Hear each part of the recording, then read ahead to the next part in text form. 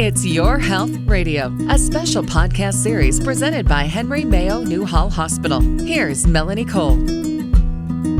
We hear a lot about how to treat illness, but not as much about how to prevent and reverse chronic disease through lifestyle management and behaviors that we all have. Today, we're learning about lifestyle tips to help us all live longer. Welcome to It's Your Health Radio with Henry Mayo Newhall Hospital. I'm Melanie Cole, and joining me today is fan favorite Dr. Anirudh Rai. He's a primary care physician on the medical staff at Henry Mayo Newhall Hospital. Dr. Rai, it's a pleasure as always. I'm so glad to have you with us. This is a great topic, and there are so many things that we can do. So let's jump right in with screening. As we age, there are certain things that become more important. So I'd like you to touch on some of the important screening recommendations as we get, let's say, over 50. Yeah, absolutely. So as we do get older, screening is a great tool, thankfully, that we have this day and age to help with essentially increasing longevity, to help you live longer and healthy. Thankfully, this day and age, actually, we've been put a lot of emphasis on preventative care. And with that, we found out that if people engage in those sort of activities of preventative care, talking to your doctor, going to your yearly appointments, that will improve your longevity, let you live healthier as well. When it comes to screening tests, that's something we also put a great emphasis on. Typically after 50, that is when we start talking about screening for colon cancer. And there's a lot of ways we could screen for that. Thankfully, there's a lot of tools in our arsenal to help get the right diagnosis for that. After 50, we also talk about vaccinations. It's important to kind of prevent your body from getting sick as well, especially with shingles. That's another good vaccine that we would talk about once you get above 50 as well. Of course, the flu shot's a good way to kind of make sure you're staying healthy. And at that point, we also talk about doing blood work to kind of make sure there's nothing that we can't see that we can't treat ahead of time, like diabetes, cholesterol, making sure kidney and liver are doing okay. These are good preventive care that we, as a primary care doctor, would want you to be aware of, and we would test for as well. So there's a lot of things we would talk about when it comes to preventive care. And after 50, there's a bunch to actually go over more in depth as well. Well, certainly, getting old is not for sissies. It's not that easy, but there are things we can do, as you say. And I just, as the host here, want to mention mammograms. You mentioned colonoscopies, and our dermatologists too, our dentists. So, listeners, these are all things that are so important, as Dr. Rai said, to make sure that we visit our primary care and check in on some of these things, because catching things early is really the best way to treat them better. So now, what about movement? You and I have talked about exercise a lot. What type of movement has the biggest impact, do you think, on longevity? That's a good question. So thankfully, there have been studies on this specifically when it comes to longevity and physical fitness. And as you pointed out pretty well, is essentially prevention is better than cure, because if you prevent stuff from happening, you don't have to go for a cure because it never happened in the first place. So prevention is ideal when it comes to making sure you're living long and living healthy. When it comes to activities, we found out a couple of things. Cardio is a great way to kind of make sure your whole body is working at a pristine state. So not only does it prevent or decrease high blood pressure if you're to do more cardiac exercises, and also weightlifting. So these are both in tandem. They work well in not only decreasing high blood pressure, but also keeps your muscle in tone and in check. Because as we get older, our muscles do tend to lose a little bit of their mass. A term we like to use is sarcopenia, meaning as you get older, the muscles themselves, you're not using them as often, will get smaller and smaller, and that could lead to other problems like falls, balance issues, and the overall decreased quality of life. So we know for a fact that at least 30 to 45 minutes a day of high intensity or moderate intensity exercises of either cardio or weightlifting is a great way to make sure your bones are healthy and your muscles are healthy, especially for women as they get older. There is a high chance the bones do get weaker, especially since the estrogen goes away and menopause hits.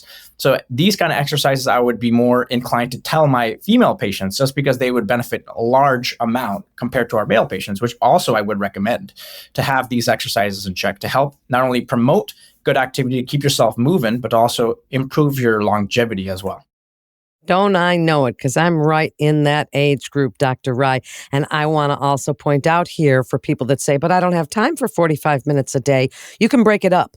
And the studies have shown that if you do that 45 minutes in broken up 10, 15-minute increments, it still has a really great effect for your body. So that's just something to know if you don't have that 45-minute span. Okay, now food, Dr. Rai. I'm sure everybody asks you, all the time about nutrition and what's the best way to eat. I get the questions every day and all the time as well. So, what is the simplest way for us to look at what we eat, to look at the nutrition that we're taking in so that we know we're getting the nutrients that we need, which if we're not, then maybe we might have to supplement with? That's a good question. Nutrition is a big topic in itself. Ideally, I always tell my patients, having a balanced diet is important. Avoiding these processed foods is always a good place to start. It's easier said than done, just because this day and age, that's the easiest thing people grab onto. Time is a factor as well, but it's important to have healthy foods, natural foods, fruits, vegetables, have a good balanced diet in general, just to have a good function of your body. But another interesting thing, just to kind of a part of that topic, is food is important, ingestion is important, but also the amount you eat is important. There have been some studies, particularly I believe it was the calorie trial. They actually noted that if you were to decrease your calorie intake by at least 25%, you could actually find out you're aging less, a little bit slower. Your body is actually functioning at a more prime functionality. So it's important to understand that eating the right amount of food is important, and also reading the amount quality of food is important. So both are important when it comes to longevity and, honestly, to make you look a bit younger as well. Wow, that is really great advice. Just about, what did you say, 25%? Yeah, there was a study, the calorie trial. You could look, anyone could research it as well. They showed that if you were to decrease the calorie intake by 25%, not saying completely stop any calorie intake, which is intermittent fasting, but just by reducing your calorie by 25%, you could actually slow the aging process, keep your body functioning more at its prime state a bit longer as well. And it has shown, at least for the most part in those studies, that people age slower in those kind of states.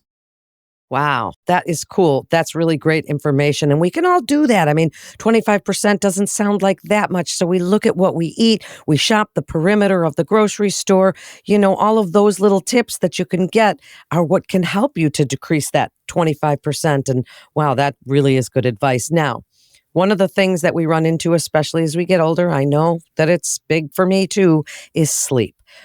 Our teenagers, our 20-somethings, certainly don't get enough sleep, probably because the blue light and they're on their phones and all this stuff. But then the people in my age group have trouble staying asleep all night sometimes. And we're not getting what we used to get when we didn't have all the worries and the turning off our mind all the time. What's your best advice for sleep, Dr. Rai, and getting that good night's sleep? Because that is elusive for some of us. Absolutely. Sleep is vital for everyone in general. And we found out, at least when you get older, actually our sleep cycle does get a bit, I wouldn't say malfunction, but it does lose its quality. And that, some people say, is a natural progression as we get older. Our mind tends to be more primed to work better at sometimes even lower amounts of sleep. Sleep, nonetheless, is important because it refreshes the mind. It keeps the body a bit refreshed as well. It's important when you do go to sleep. I always talk to all my patients about sleep hygiene, making sure that you avoid TV if you can when you go to sleep. Use the bed only specifically for sleep, not for eating, not to use your phone when you sleep. These are all important things that your body will eventually understand. And we don't want your body to have that habit where when you go to bed, your body says, hey, let me get on the phone, let me get on the laptop or the television. That will actually desensitize your body to say it shouldn't go to sleep. So sleep is vital when it comes to making sure your body's energized properly. And also it does improve longevity and overall quality of health. So that is another topic that I always tell my patients, sleep hygiene is vital when it comes to it. It is. So you mean I shouldn't be laying on my side looking at TikTok for what sometimes goes 2-3 hours? We're not supposed to do that, right? We're supposed to cut off all those kind of lights for that sleep hygiene. Yes, absolutely. So the blue screen, like you mentioned, the blue light is very invigorating to certain parts of your mind. And when your body or your eyes see a certain wavelength of light, it's programmed to think that you should wake up. So that is something we want to kind of avoid as much as possible. Sometimes I know that some screens like the phones do have a special option for like sleep mode where it turns off that specific wavelength. But nonetheless, I would say use the bed only for sleep. Avoid using that to scroll through TikToks or on the laptop or on the TV, because the bed is supposed to be used only for sleep. And that is what can not only promote good daytime awareness, but it could also increase your longevity as well.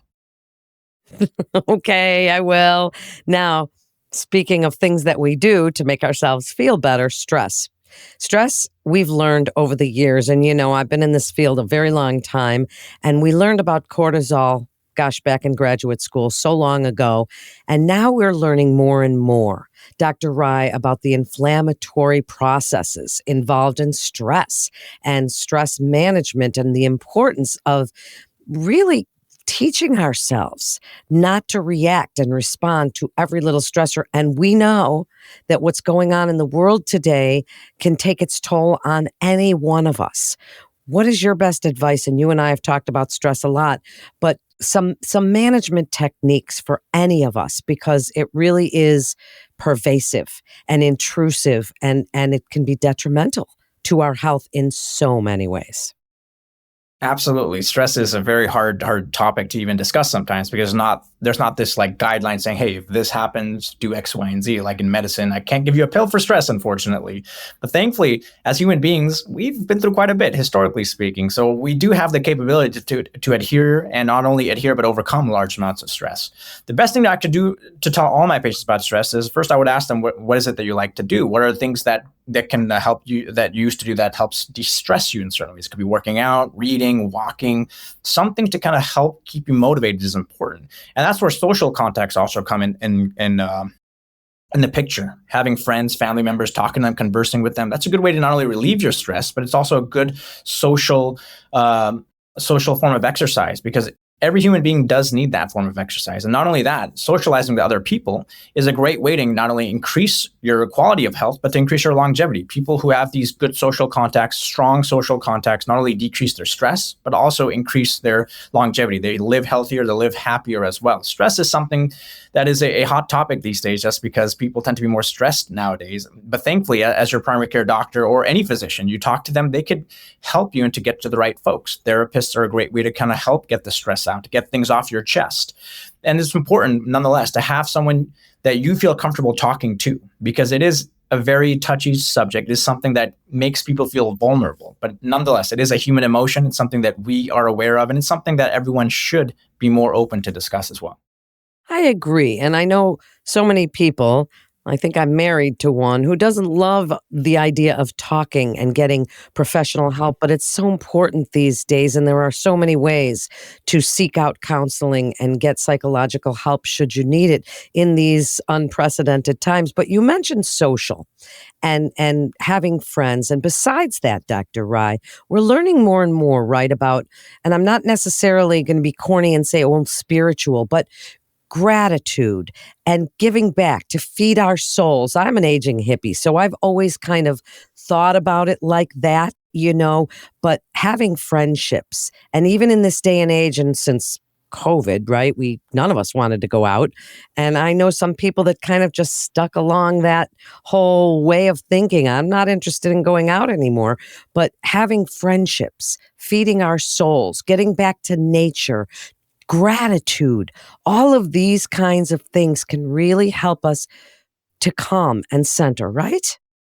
Absolutely. And what we did find out about the social distancing during COVID is people's stress level went through the roof because they didn't have the social contacts, the family to engage with, the friends to discuss with. It's very important to have the social contact physically, as in they should be in front of you. I mean, it's good that we have virtual ways to connect to everyone, but the social contact of shaking someone's hand and seeing them face to face has a completely different impact versus something that's virtual. So it's always important to have these social connections, even though they can be tough at times and it can be a bit hard, but nonetheless, it is something that our body does need. And we are social creatures by nature. And it's always important that in this journey in life, it's important to have someone with you to kind of go through this process. You say a rope with multiple strands is not easily broken. And that's the same thing with life. It is something that we as human beings are always aware of. And even in our situation, in our clinic, we have a team with it. So we are a team-driven humanity in that sense. So it's important to have these social contacts, always adhere to them and reach for new ones, because these social contacts is what makes us all human.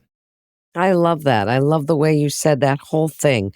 So I'd like you to wrap it up with your best advice, as I always ask you what your best advice is, Dr. Ryan. You just come on here and you give us so much good information, and really you're so generous with your time for us, because people can't always ask a doctor all of these questions, and you're such an expert and you're such a nice man with a lot of compassion for your patients. If there was one habit, Dr. Rai, that you would say hey guys, I really want you to look at trying not to do this anymore. And one habit that you could say, I really want you to do this. Give us your best advice with a don't, but then end it with a do. Absolutely. So the quick summary. It's important to always talk to your doctor, have these yearly exams just to make sure your body's doing well. Talk about preventative care. That's always important when it comes to every stage in life because there's prevention is better than cure by definition. And the best thing to do is eat healthy, have a well-balanced diet, exercise, and also have these social contacts. It's important to always stay engaged with your community, with your family, because all these put together are not in a vacuum. They have to be adhered to together to live a long, healthy, strong life. If I were to give some advice about what to avoid, definitely avoid any bad habits. Smoking, decreasing alcohol intake. These kind of bad habits can linger on quite a bit and can be quite detrimental. At the same time, I would want people to be more social, engage with others around them, and be a bit more thoughtful because it is important to have these social contacts. Talk to your doctor. That's a social engagement in itself. And it is important to always be mindful of those around you because these social contacts, these social interactions, they're hard for everyone at times. But we're all human beings that learn from each other, that go through these trials together. And these sort of obstacles, we've overcome so much in the past, and there's so much more we can do. So as human beings, always stay in touch with everyone. Always encourage everyone when you can. At the same time, don't be afraid of the obstacles in front of you. You're such a lovely man. Thank you so much for joining us today and sharing your expertise yet again for being our own best health advocate. Because I think, as you said, talk to your doctor. That's so important that we advocate for ourselves and we set goals and we try and reach those goals because each new milestone helps us to feel better about ourselves and helps us to generate that positive motivation and enthusiasm. Thank you so much, Dr. Rai, for joining us as always. And you can request an appointment with Dr. Rai by visiting henrymayoprimarycare.com. You can also visit the free Henry Mayo Newhall Hospital online health information library at library.henrymayo.com. That concludes this episode of It's Your Health Radio with Henry Mayo Newhall Hospital. Please always remember to subscribe, rate, and review It's Your Health Radio on Apple Podcasts, Spotify, iHeart, and Pandora. I'm Melanie Cole. Thanks so much for joining us today.